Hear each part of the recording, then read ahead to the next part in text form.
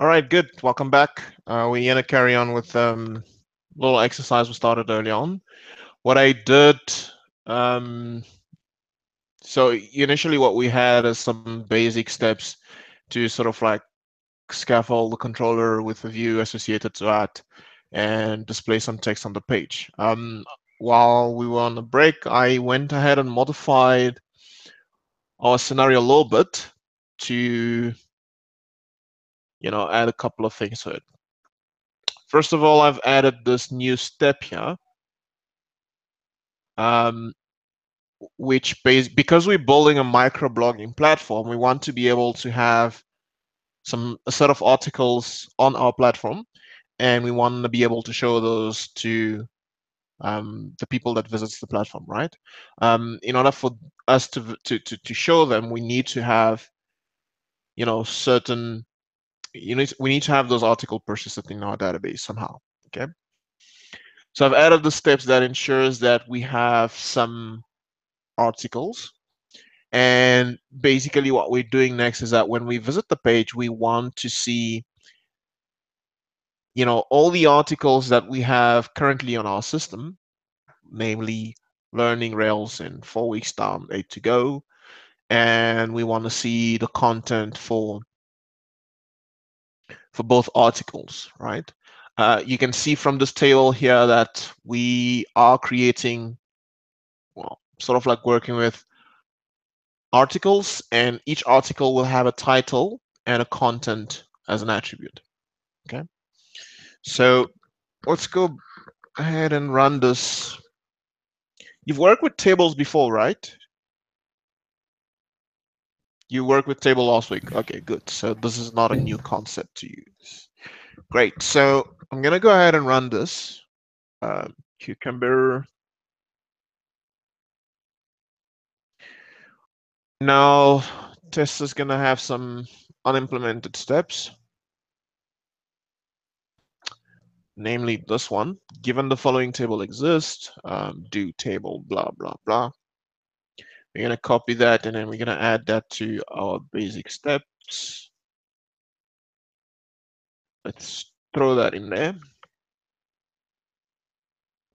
And I'm going to add some code here for the implementation. We know that when we write things with table, we get the table as an object passed into this step definition. And we can convert that table to a set of hashes, right? And then we're going to iterate over every table. And for each table, we will need to create. Okay. Right, so we get a table, and from that table, we convert them to hashes. We get, for every hash that gets generated here, we get an article, and we're going to pass that article to create an article, right? Nothing new. Pretty normal stuff so far, I hope. Right, let's run this now. Ooh, lots of red. Lots of red, but of course we're not afraid of red anymore. We can bravely scout through the red and see what's the problem, right? And the first thing we see is that our test failed. The next thing is that the error is the error that we're getting. And it tells us that we have an uninitialized constant article, right? Where did that error happen? In the basic step line 11. What are we doing here? Here we are calling on a class article and a create method for that class. Right. What could be the problem here? Why are we getting this error here? And how can Well, we the fix it? article class doesn't exist, right? I All right, guess. so article class doesn't exist. Our application doesn't know about this guy yet, right? So we need to create that, right? Um, And the article class here, what is the article class going to represent here? If we think about the whole, whenever we're dealing with data, whenever we're storing resources, what do we need to create for that? A model, right? We need a model for that, right? So a model because the model is the class that is gonna, because we're making use of ORMs in our applications, the model is the link between our application and the database table on our database, right? So we need to be able, in order for us to store articles on the database, we need a model articles, okay? And each article will need two fields, title and content for now. You can expand that to whatever you want, but at this stage, we only need those two fields, okay? And so within the context of the acceptance unit test cycle, we need to, because we're getting this error here with an undefined constant, we need to switch from acceptance test, right, to unit test in order to implement our articles model, okay? So I'm going to go ahead and pretty much define, we're going to create in our spec folder, I need to create a folder called model, and in which I'm going to create I'm going to create a spec file, okay? But I'm a very lazy guy, and I know that the generator can do this for me. Hopefully it does. So I'm going to use a command, Rails generate model. What do we want to call this? We want to call this an article, okay?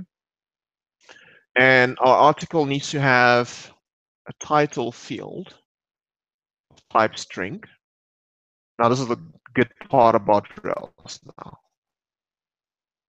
And it also needs to have content. It's one of the good parts, which will be of type text. Do you guys remember how you used to generate models last week?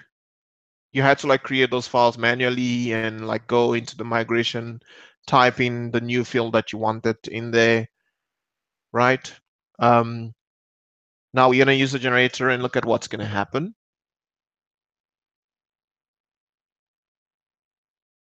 Ooza. Magic. Lots of file created for us. First of all, because we generated a model, a new model, we don't need to create this migration because the generator is clever enough to figure out that we need a new migration file. Because we are creating a new entity on the database, we need to have a migration file that will apply to the database, right? So it created the migration file for us, and the migration files will reside in the /migrate folder. Okay, the file names are exactly the same. Well, similar to what we had last week, right? Raul, sorry, I have Thomas next to me. He was asking if you're going to do Scrum or not. Sorry to interrupt you. Right. It's okay to say no. Whatever I'm going to do now is going to be very, well, it should be done in the next 30 minutes, so maybe we can postpone it. You can postpone it. Okay. Sorry, yeah. Cool. Right, so it also generates an article file for us in the models directory. And in addition to that, it's gonna, because it knows we're using RSpec to test, you know, our models, it's gonna go ahead and generate a spec file for the model. And it also generates some factory bot files for the new model that we created. The way we make use of factory is so the title is going to be article title, and this one is going to be the content. Right, so we have that. Now, because we need to test drive addition of model, we need to come and write in some tests in here. Okay, so it puts in some boilerplate code for us. Now, something that's important to test, at least for models, we need to be able to have, okay, let's see, context is going to be database table. So what I want my database table to do, I expect it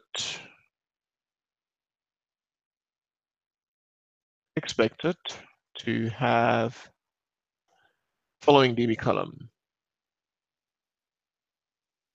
And what is that? Title. We have ID. We need title. And we need a content field. Okay. Something that's also good to have test for is going to be validation. So we want to be able to create valid article, and for an article to be valid, we expect it to validate presence of, and it should also validate the presence of the content, right? And lastly, because we're going to make use of factories a lot to create our articles within our test, we need to make sure that the factory that we've defined here is a valid one. By valid, we mean that we should be able to create a correct article using the setup that we have here. And to do that, I'm going to set up another factory.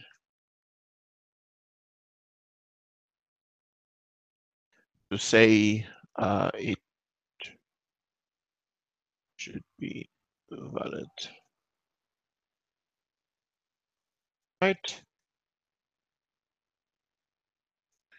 So we expect we're going to create a new article using the factory. So we do factory dot create. We're creating an article, right? And we expect that to be valid. Okay. What did I do wrong? Yeah, we're missing a do here. Okay, cool. If this is the first time you see the word context, I could have just as well used the word describe. Context is just an alias. It just, I personally feel, in order to group my test together, it makes more sense to have a context, right? We are describing a specific context in which we want to test our files. Okay, so you can use context, you can use describe, doesn't matter, it does the same thing. Okay. With that, we can run our spec. I need to do bundle exec, and I want to run spec article spec. A lot of this is probably going to fail now. Well, it has to fail, right? Great. Now, the error that we're getting here is that some migrations are pending. Why are they pending? Because we just created some new migration and we forgot to run them. If we look at one thing that I mentioned earlier is that it generates the migration file, and you can see that in the migration file it already added, the fields that we need in our database. Okay, so I don't have to do this manually like we did last week, right? It takes care of that for us. In addition to that, it also adds a new line here. So what the timestamps will do is create 2 extra columns on every database that we create. So every for your application is going to have this timestamps line to the migration. And what this will do is I will create created at column, which is going to be of type date time, and then we're going to have updated at field. Okay, so the reason why Rails has this is because every time you create a new resource, it wants to record, information about when that resource was created. Whenever you update it, it updates the updated at field as well. Okay, so T will generate those two fields in our database. Now we need to run the migration to sort of like create the table articles on our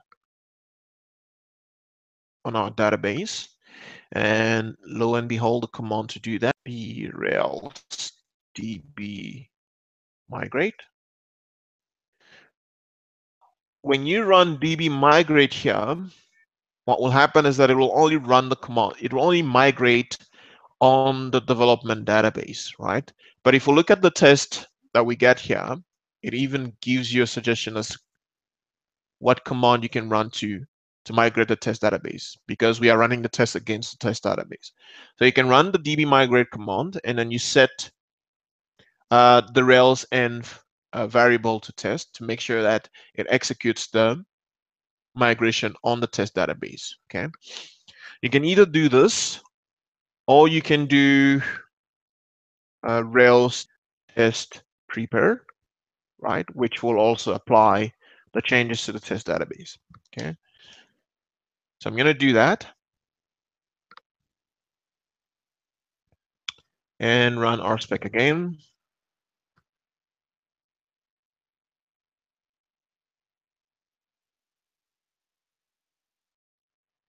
Right. Oh, look at that. Test prepare doesn't work anymore. I guess we have to do what Rails tells us.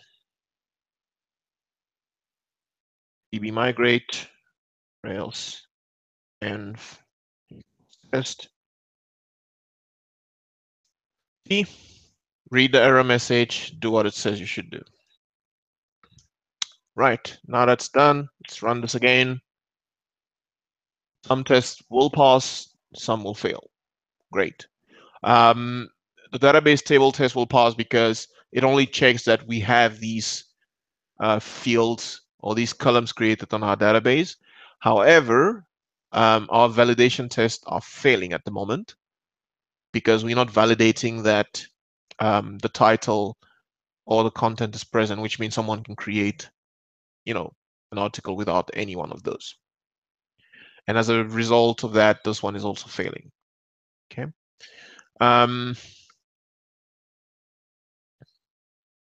Right. Let's narrow it down to fixing the validation problems. And to do that, we will run line 11 and line 16. No, 11 and 12. Okay. So let's run 11.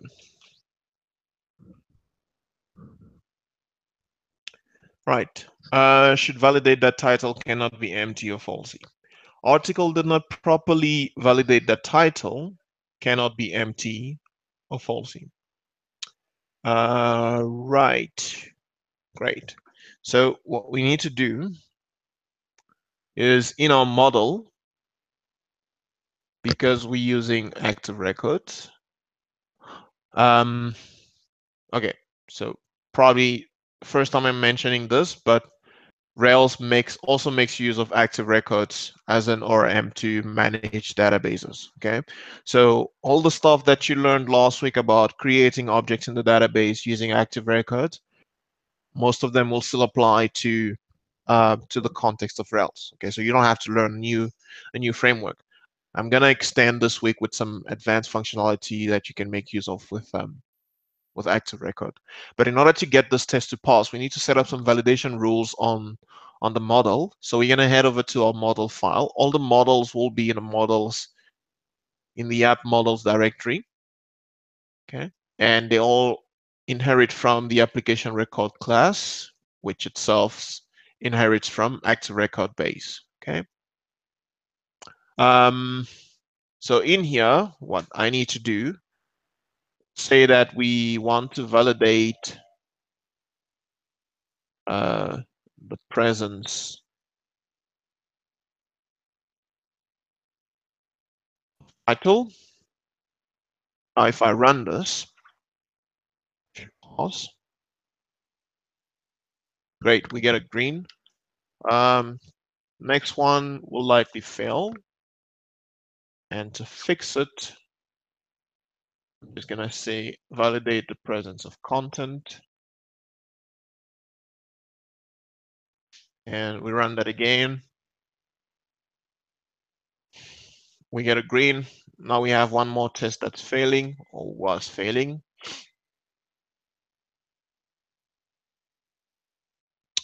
Right, so it says factory not registered, create. Line 17 in article spec, let's see. So, okay. Our factory name is not create, it is articles. Let's double check that. Where is the, okay, there you go, factories. So it's called article. What I should be doing here is creating an article. All right, so I had a typo here. Instead of creating an article, I was creating a factory called create, which actually didn't exist. Now, if we run this, we'll see that our tests are now passing, which means we've successfully created an article model. Okay. This is a good spot for us to, first of all, add feature first article. And we're going to say add more to our feature. Okay. And the next thing we did was creating, I'm going to add everything. And then I'm going to say create article model. Good. Now that we have all our tests passing in the RSpec side, this will probably not run. Oh, it does. Okay, good. What is the next step we need to do? If we think about the AUT cycle, what is our next step?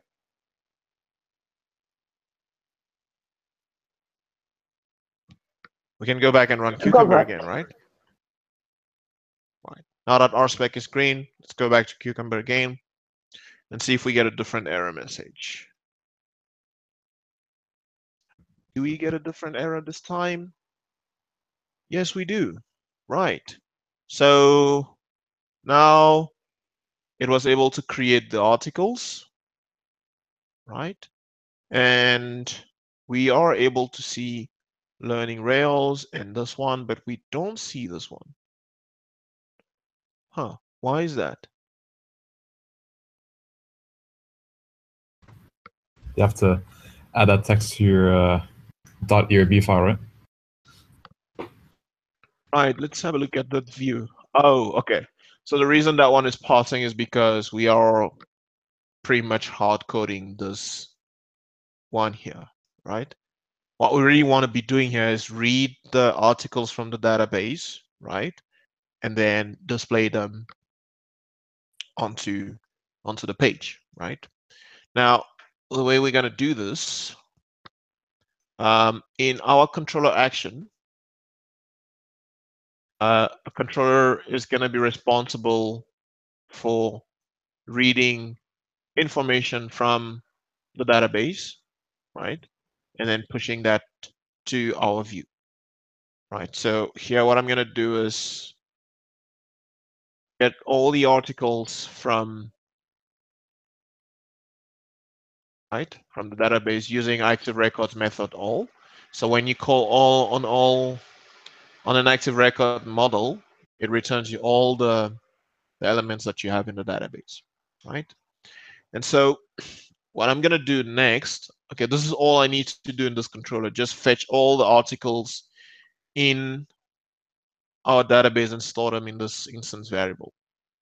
The next thing I'm gonna do is I'm gonna use the content of this instance variable, okay, to sort of like list the articles on this page. So we need a link, an unordered list, and we're gonna make use of articles, each article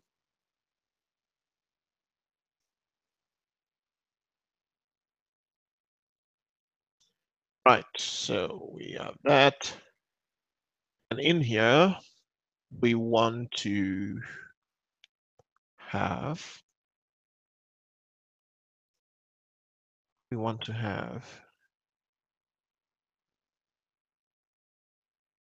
article title, right?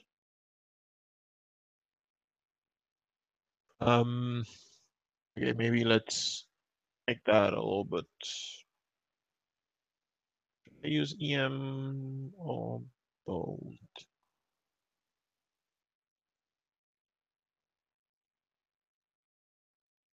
Yeah, I'm gonna use EM.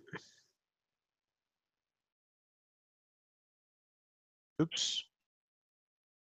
Come on.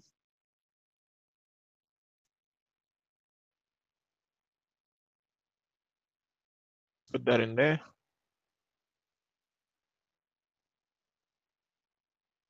And I'm gonna have a breakpoint here.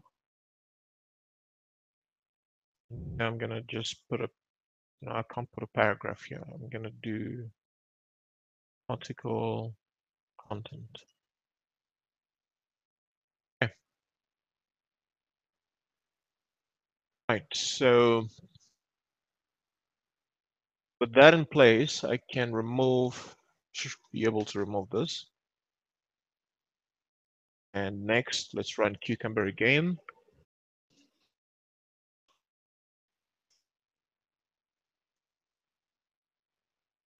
Great, and all of that works, right? So now we were able to create some content to the database and render that onto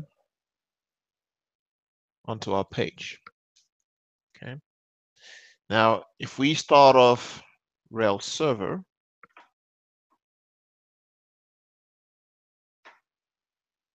and we go to the root path, of course we get an error because we have not run the migrations yet on development. So I need to Rails DB migrate,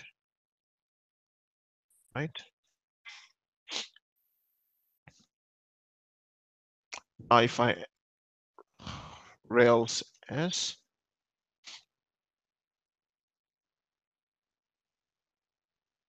okay. When we run this again, we get an empty page. Why? Anyone knows why we have an empty page? Because that information that you store for the articles is in the testing database, right? And right. Yeah. We don't have anything in our database at the moment, so we need to create some articles in the database, and I'm gonna do that from the console because at the moment we have no ways of creating articles from our web page, right? So I'm gonna start the Rails console. You can either do Rails console or you can do Rails C. And it's gonna pop open something that looks like, right, IRB or pry. And from here you can article create. Title has to be Learning Rails. And then content, I'm just going to copy the content that I have in my test here. Wow, some random content. Right. When I do that, we can see the SQL statement of us creating the article, right? And then we created that. If I refresh this page now, we will see our first article being listed on the page. Okay. So there you have it.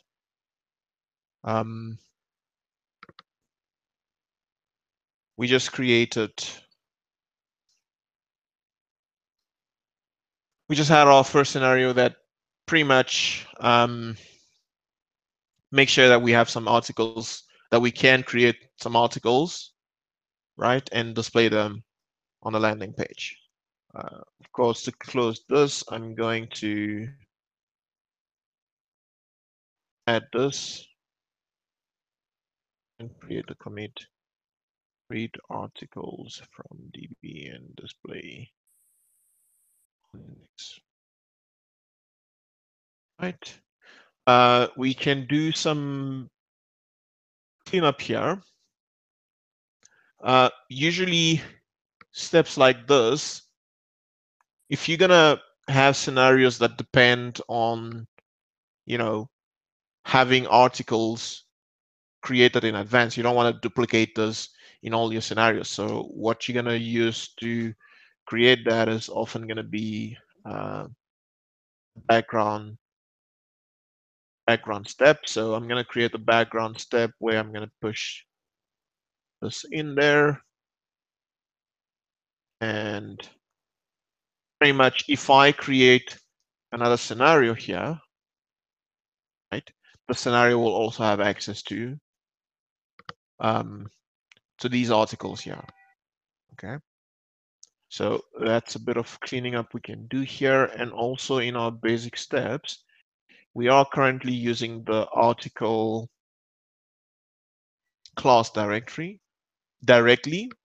What we really want to be doing is making use of factory bot, create an article using article hash that we received there. And so after doing that, if I do Cucumber,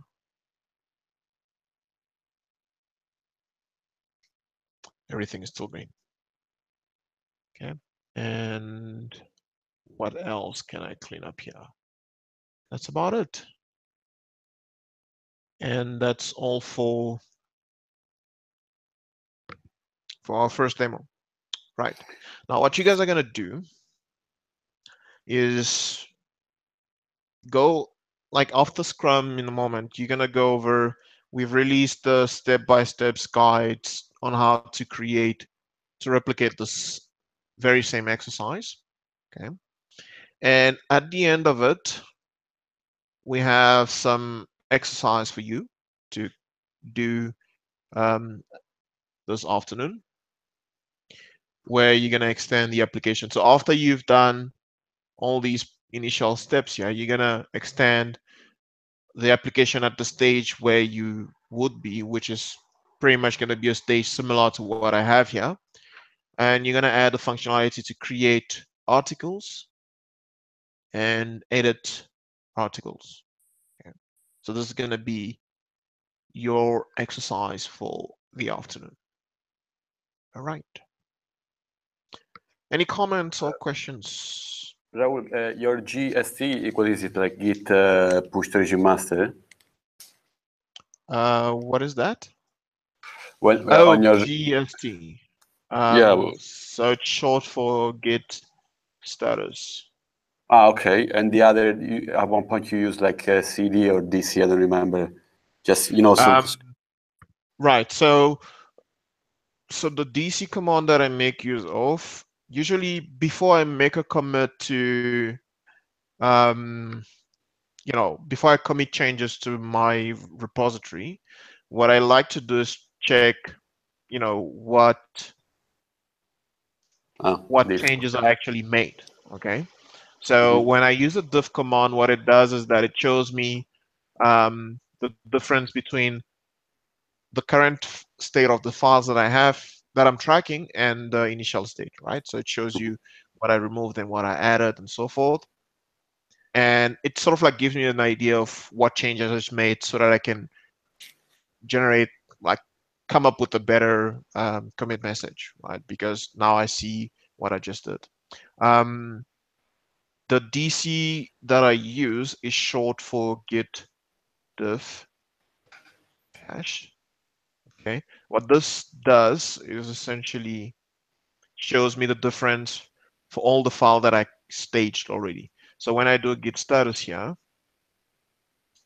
you can see that we have these two files that have been modified. Okay, if I add this article to the staging area, now I have that there, and this one is not staged yet. When I do git diff, it will only show me the difference for the files that are not staged yet. If I want to see the difference for the file that I just staged, I need to run git diff. Okay, and then it shows me differences for the file that I just staged, and this is what I have as a shortcut for DC. Okay, thanks. Right. So this is just for me to like get an overview of what I'm about to commit. Like, I mean, what changes I'm about to commit. Essentially, I'm gonna add this, and I'm gonna say commit minor refactoring.